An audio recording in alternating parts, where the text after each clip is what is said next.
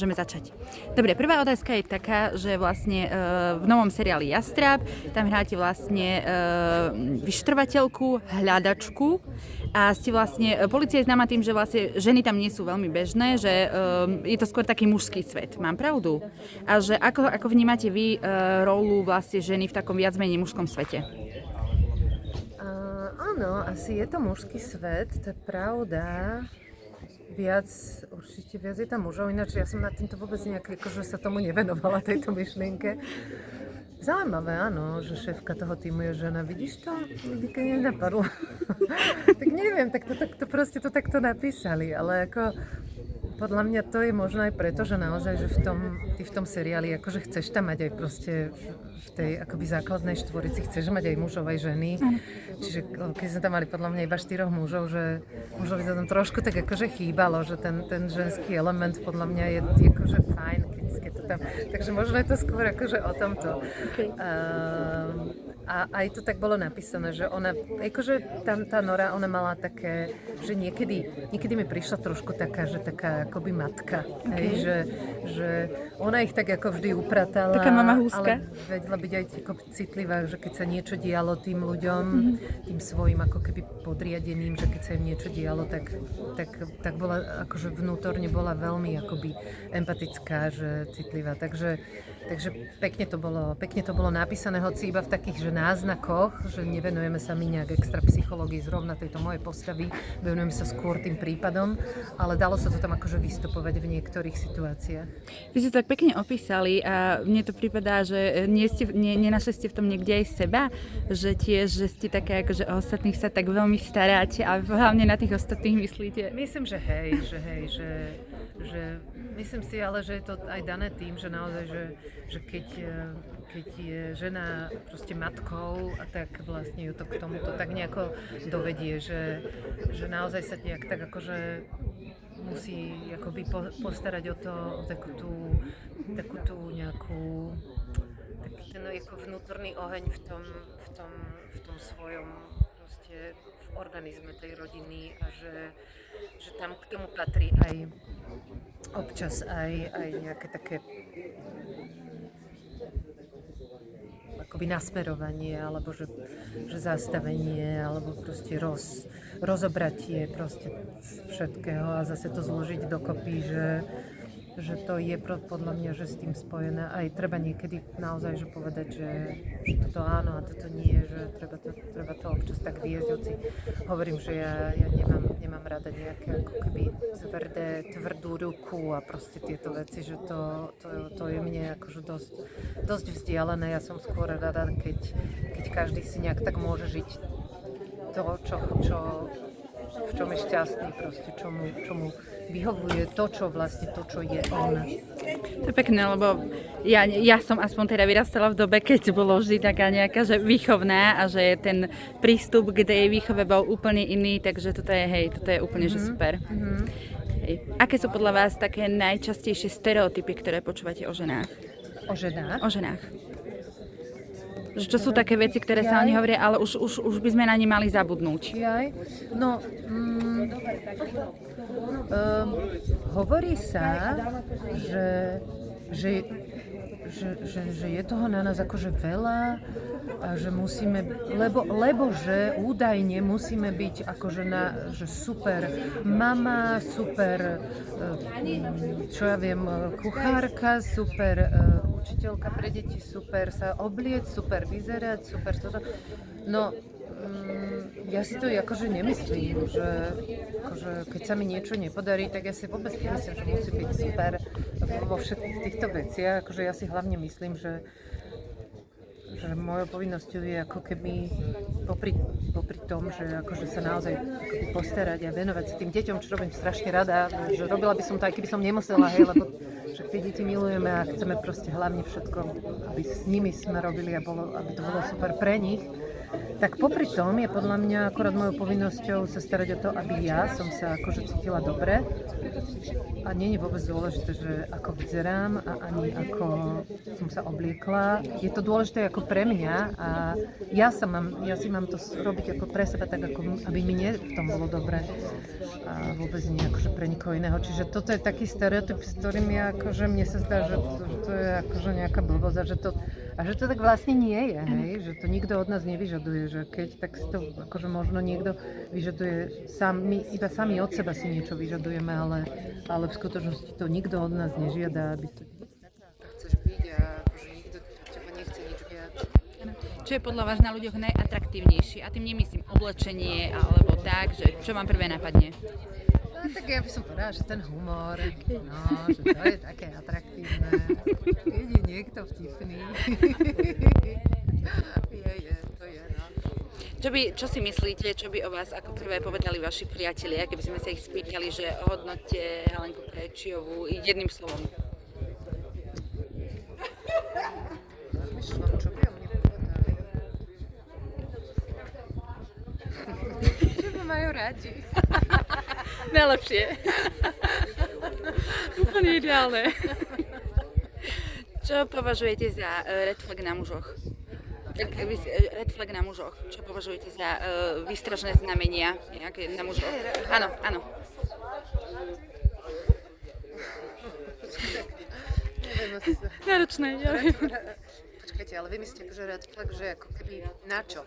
Hej, že na životného partnera alebo na spolupracovníka? Nie, myslím ako na životného partnera. Keď na životného partnera? Áno, keď akože naše čitateľky to pozerajú a každá má nejaký svoj názor, takže aký je váš? Na životného partnera? Že keď napríklad človek ide na rande, Chápem, viem, čo myslíte. Len teraz ako keby naozaj rozmýšľam, hej, že čo by bol, že red flag. Počkaj, to je akože veľmi dobrá otázka, len ja fakt potrebujem normálne, že... Máme čas. Máme čas. Dobre, počkajte, tak ja sa zamyslím.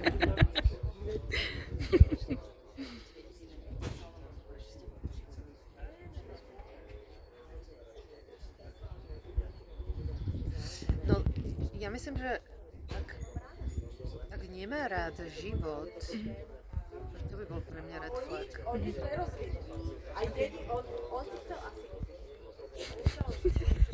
A máme to. Dobre, ešte sa chcem spýtať, že akým spôsobom vypínate, že či ste skôr extrovert alebo introvert. Ty budeš taký introvert. A že aké sú vaše úniky? Keďže hľadáte niekoho aj v seriáli, že aké sú zase vaše úniky, keby ste boli na druhej strane. Ale mimo ľudí, mimo všetok ten ruch. Tuto dole sa ja chodím behať, hej. Okay. Tak to je najviacej super, akože to ja mám rada aj také, že ručné, nejaké, že tak s rukami, že niečo tak vyrábame doma. Mňa sa pri tom vždycky si veľmi pri tom oddychnem, keď niečo, akože deti majú niečo do školy alebo tak a že už to potom zvrhne, že všetci začneme nejako kresliť. Ja milujem, keď deti vyrábajú alebo kreslia a ja sa k nim pridám a tak to, ježiš, to ja som vtedy najšťastnejšia. Akú najväčšiu hlúposť ste sa o sebe naposledy dočítali? Najväčšiu blbosť?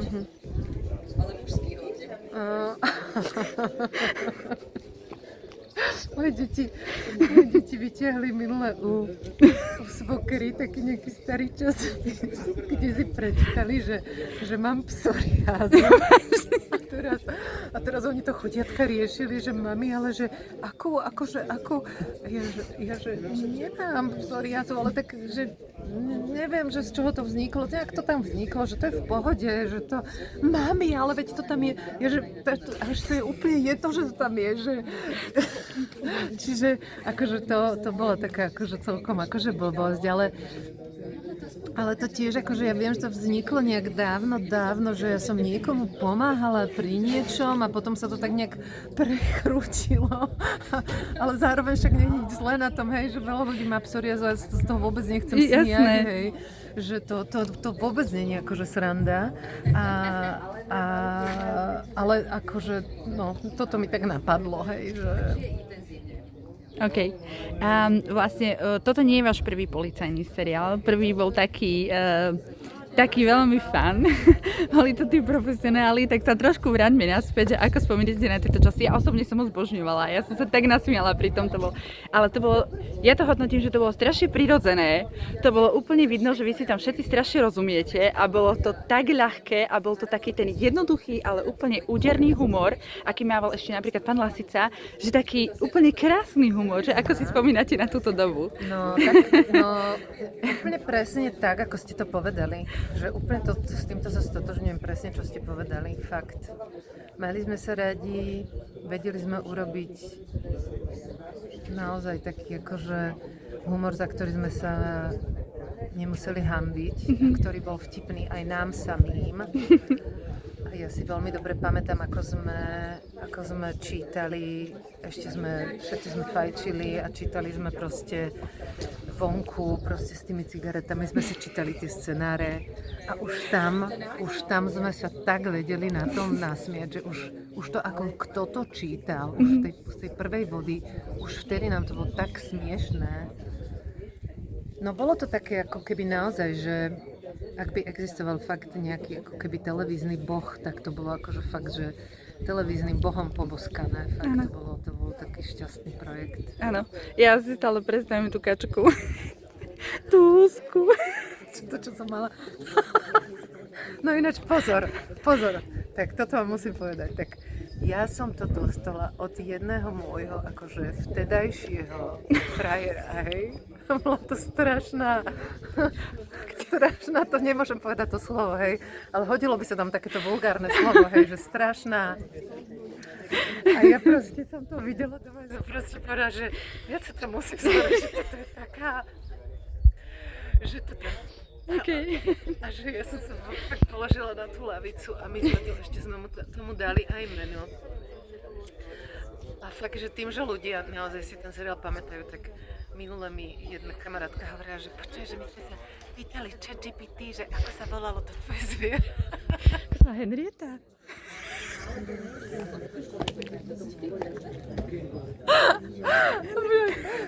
Nakoniec sme došli na to, že ona sa volala Žaneta. Žaneta. A ja už neviem, kde to skončilo. Asi sme to tam nechali vtedy v tých rekvizitách, ale on to bol moriak. Alebo proste malo to chvost taký farebný, že ako keby buď zle sfarbený páv, ale podľa mňa skôr moriak, alebo taký ten teterov hlucháň, že to malo taký ten vejárovitý. A tu to malo také tie slzičky, také tie visiace divné slzičky čohosi, čiže asi moriaky to majú. No proste to bola taká plíšová vec, čo akože to, kto vymyslel a že dal toto vyrobiť, že teraz toto by... Akože... A kto to tam doniesol?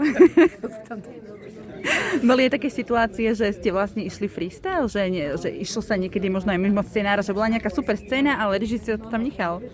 Áno, hej? Áno, myslím, že áno. Buď sa to niekedy utriaslo už na tých čítačkách, že sa tam niečo aj už tak ako keby poprekrúcalo, že každý už si to tak poprekrúcal na svoj obraz, ale určite sa aj stali akože veci, čo tam akože povznikali akože v tej chvíli, hej. OK. Posledné dve otázky. Čo by ste odkázali mladej Helenke, keď ešte len vstupovala do showbiznisu a tak, alebo keď ste boli že mladšia, alebo názročná, alebo tak, čo by ste odkázali? Čo by som jej odkázala? Čo by som jej odkázala?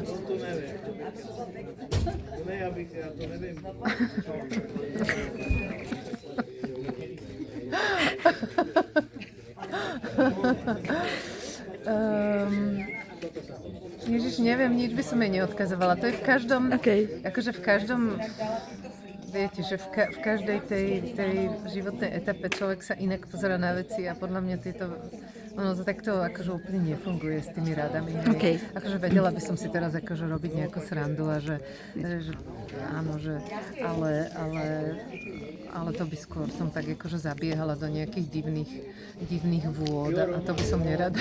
OK, posledná otázka. Čo by ste odkázali čitateľkám alebo ženám, na ktoré je kladený príliš veľký tlak zo strany rodiny, spoločnosti a podobne? Čo sa s nami vlečú stále nejaké tie veci, že žena mi mala byť takáto, čo sme vlastne aj preberali? Že nemala by byť nejaká. Mala by byť iba taká, aká ona naozaj chce byť a to je úplne dosť. Okay. Skvelé, ďakujem krásne.